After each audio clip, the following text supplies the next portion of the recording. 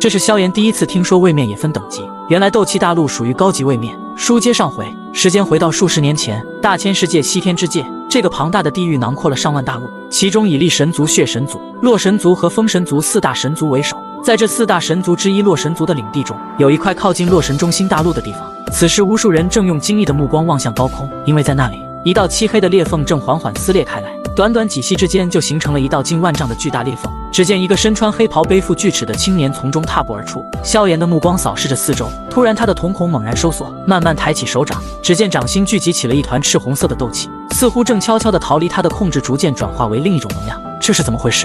不好！见此，萧炎的脸色猛地一变，身形一动，便向遥远的天际急速飞去，瞬间消失在了众人视线中。他想在斗气完全失控之前，找个无人之地查明体内失控的原因。斗气作为自己最强悍的手段，一旦失去萧炎，恐怕要沦为半个废人。此刻，一道身影以一种穿梭虚空的速度飞过天际。萧炎神情凝重地观察着这个世界的一切，内心充满了震惊。按照他的速度，即使是广阔的斗气大陆也能在半小时内跨越。而现在这个新的世界似乎更加辽阔，因为以这样的速度飞行了近一天，期间跨越的距离似乎还仅是这个世界的一角，快撑不住了。萧炎感受着体内那越发混乱的斗气，似乎正在转化为一种奇异的能量，这种能量具有灵性一般，远比斗气大陆上修炼的斗气要强大许多。更可怕的是，体内的斗气在转化为灵性能量后，开始逃离他的控制。萧炎尝试炼化这些能量，却发现极为困难。突然，他的视野中出现了一座高达10万丈大的山峰。与此同时，在数千万里外一片陆地上，一老者突然感觉到了什么一般，心神一动，那双满是岁月痕迹的眼睛缓缓转向了远方的天际。有人正接近洛神山。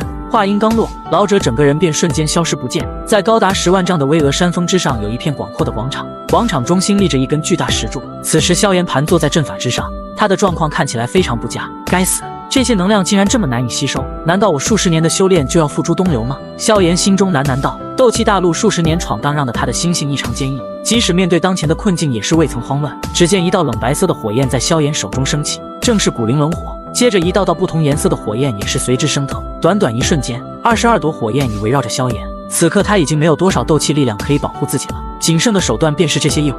若是这时遭人袭击，萧炎唯一的选择就是引爆异火了。你这小家伙是何人啊？不会是要炸了我这洛神护族大阵吧？一道苍老的声音突然传来，萧炎猛地回头，只见数丈外不知何时出现了一位手持拐杖的老人。后者目光在他身上扫视了一番，随后笑道：“原来你是从下位面来的呀。”闻言，萧炎微微一愣，这还是他第一次听说下位面这个词。老前辈您好，在下只是路过此地，因体内出现了些状况，方才借你此地稍作停留。萧炎急忙回应道：“这人能在自己毫不知情的情况下接近自己，实力定然非凡。呵呵，这个我知道，你们这些从下位面来的人都会这样的。但你能将那力量排出体外，确实让我感到惊讶。”老人望着四周的赤红能量，开口道。听了此话，萧炎心想，或许这应该与异火有关，是这些异火帮他排出了失控的力量。老前辈，您刚才提到的我们这些人，是指还有很多像我这样从其他世界来的人吗？萧炎问道。老人笑着说：“难道你以为下位面指的是你所谓的那个位面吗？其实像你所在的那种位面，在下位面中是有无数的，不过却分为低、中、高和超级之分。位面越高级，也就越稀少，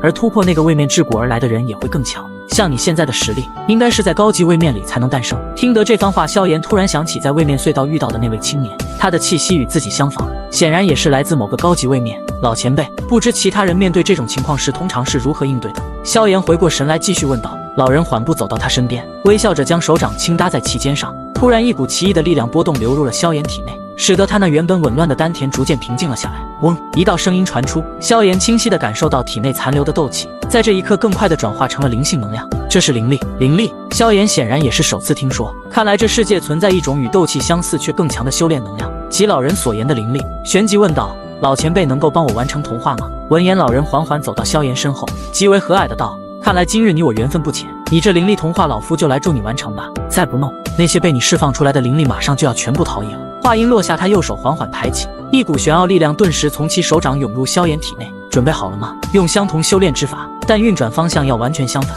接下来，我要将这方圆千里之内的灵力全部引过来，到时候能够吸收多少就看你的造化了。听得此话，萧炎的脸上顿时有着狂喜之意浮现，当下便是深深吸了口气，稳定住心神。见状，老人袖袍一挥，只见天地间的灵力瞬间在此刻暴动起来。来了！老人的喝声响起，这片天地浩瀚的灵力仿佛被牵引一般，开始疯狂地向洛神山顶汇聚。记住，这种能量虽然陌生，但你不能排斥或驱赶它。现在你要做的就是将这些灵力当作斗气，采用完全相反的运转方向来吞噬炼化。老人望着那铺天盖地涌向萧炎的灵力，旋即身形缓缓升至高空，说道：“老夫就不在此久留了，只有一请，那就是炼化完这些灵力后，你尽快离开洛神山。”晚辈萧炎还未得知老前辈名号。就在这时，萧炎的声音从下方传来。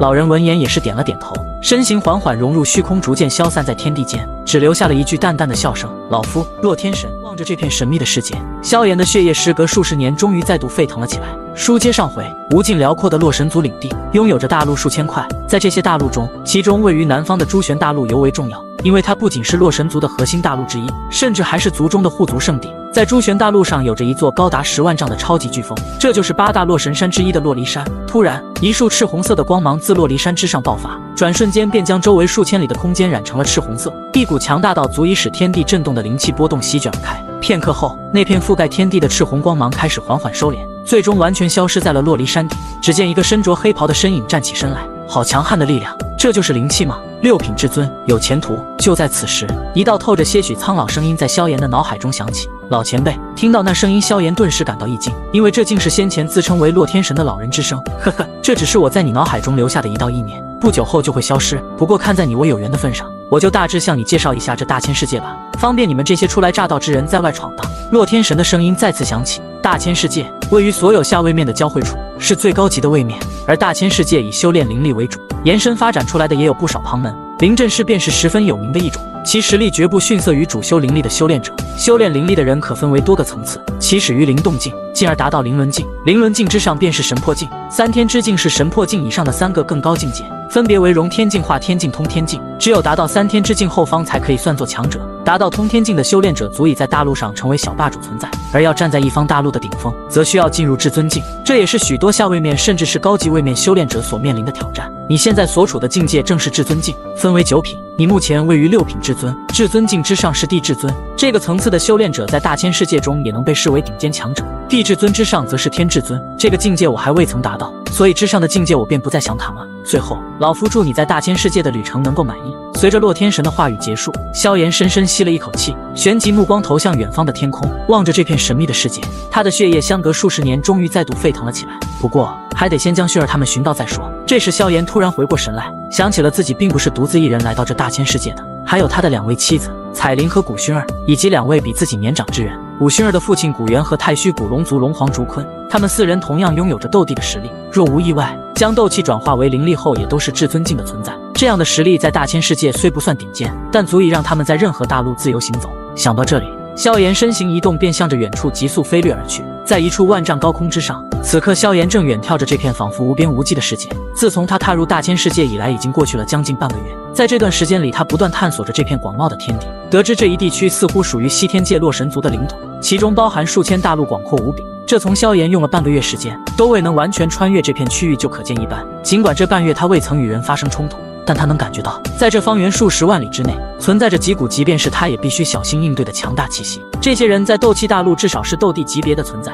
但在这里似乎仅是普通至尊而已。站立在虚空中的萧炎沉思片刻，随即目光投向远方，身形一动，瞬间暴掠出去。不到一眨眼的时间，便已到了近千里之外。保持这样的速度，萧炎在数分钟后，终于看到了一座辽阔无边的巨大城市出现在视野中。望着那与自己相隔千里却依旧巨大的城市，萧炎不禁啧啧称奇。这大千世界的一座城市，竟然不亚于斗气大陆的中州。就在萧炎来到这座城市的千里之外时，也是引起了城市内一些强者的注意。距离萧炎数千里之外，那城市的西部，有着一座红色楼阁。一个盘坐修炼的红衣男子缓缓睁开双眼，望向了那远处天际。好强的气息，是有什么强者路过此处吗？他低喃一声，随即身形便是瞬间消失而去。在城市的另一侧，熙熙攘攘的街道上，一名紫衣女子突然停下了脚步，目光转向城外天际，嘴角勾起了一抹冷笑。同时，在万里之外一片宽广的广场上，一名白衣老者出现，他的视线也转向了城市之外，随即露出了微笑。城市之外，萧炎的身影缓缓从空中降落，他注视着城门上方的一块木匾，